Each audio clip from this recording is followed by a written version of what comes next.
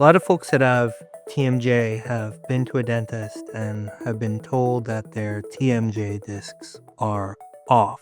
If they hear it for the first time, often scares them because they feel like something is damaged, which it is. Some of these folks, they ask me, hey, like my discs are off. Does this still work? And my view on it, my discs were off in the past and they might still be off. I don't even care. But my view is that most people are going to have their discs at least off a little bit, right? And the reason for that is just the anatomy. Like your discs are a function of your skull. So unless your neck and your skull are in very good shape, like the discs almost have to be off because your jaw is going to be off, right? And if your jaw is off, most likely the discs are off. Like I don't know the numbers, but I bet if they were to check your average American, they would find that probably 90% of Americans have their discs off at least a bit. And where do I get 90%? Because I look at, Americans around and I would guess like 90% of them, their skulls and their bodies are quite damaged. And most of them go on life without even knowing that,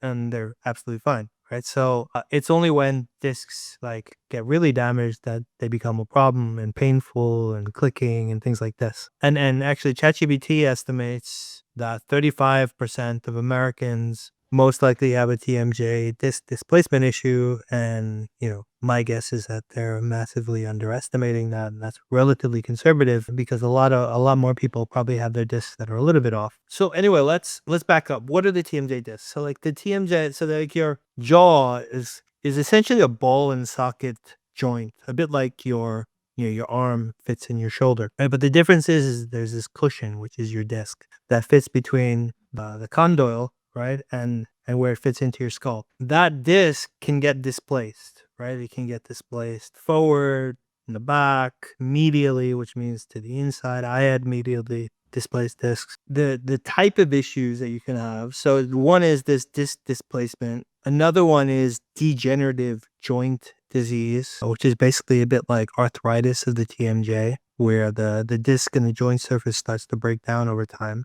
You can also have things like disc adhesion, which is where disc gets stuck to the upper or lower joint surface. And you can have disc perforation, where the disc essentially develops holes in it. And the symptoms that surround this are things like clicking and popping and grinding sounds. So people have their jaw lock. A lot of folks have limited mouth opening or pain when chewing. So a lot of various symptoms, and generally this is all a function of TMJ. A lot of people have TMJ these days. So how do dentists treat this typically? So typically you'll go for an exam. They'll do something like a CT scan, tell you that your discs are off. And if it's not too bad, the general approach is to start with conservative treatments. So muscle relaxants, a softer diet, anti-inflammatories, basically, try not to damage the joint any further. And then once you get beyond that, you get into more and more invasive stuff. So things like arthrocentesis, where they stick needles into the joint space to try to flush it with saline solution.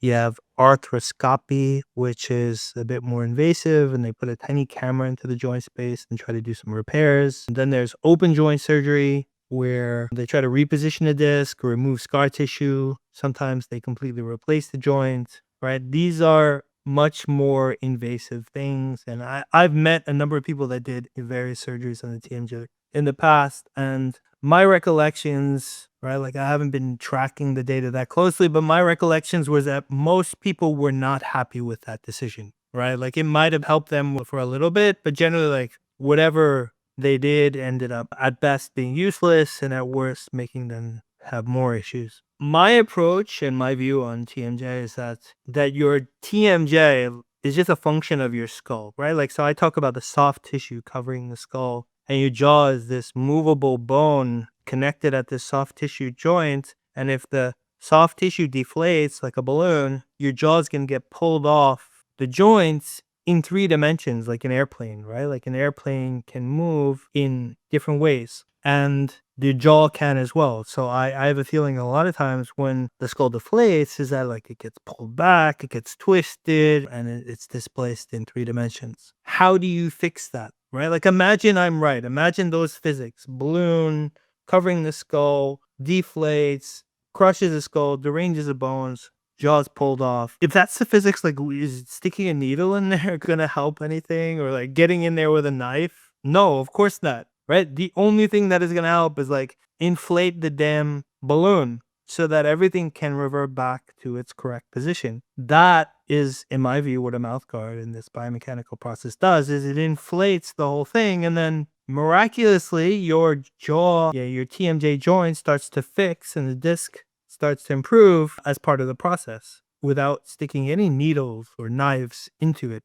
There's a number of people in our community that have TMJ, and I've gotten lots of updates from people through DMs and journals about how their TMJ issues are improving. So this isn't just me pulling this out of my ass. Like, this is me saying a lot of people with TMJ issues are saying that they're improving from this simple process. And a lot of them went through hell with a lot of useless dentists in the past. Some closing thoughts. Some weeks back, I was on Reddit, and this Reddit's always amusing with like how rude people are, in my view. You know, like I spend a lot less time on there now because just people are so rude, and I'm trying to help, and they don't interpret it that way. Anyway, this guy says he gets on and he's like, hey, how does your mouth guard help severe degenerative arthritis with displaced discs that are both perforated along with idiopathic condylar resorption, right? It was like a full mouth load, right? And he's probably expecting like for me to be intimidated. Oh no, like that's so severe.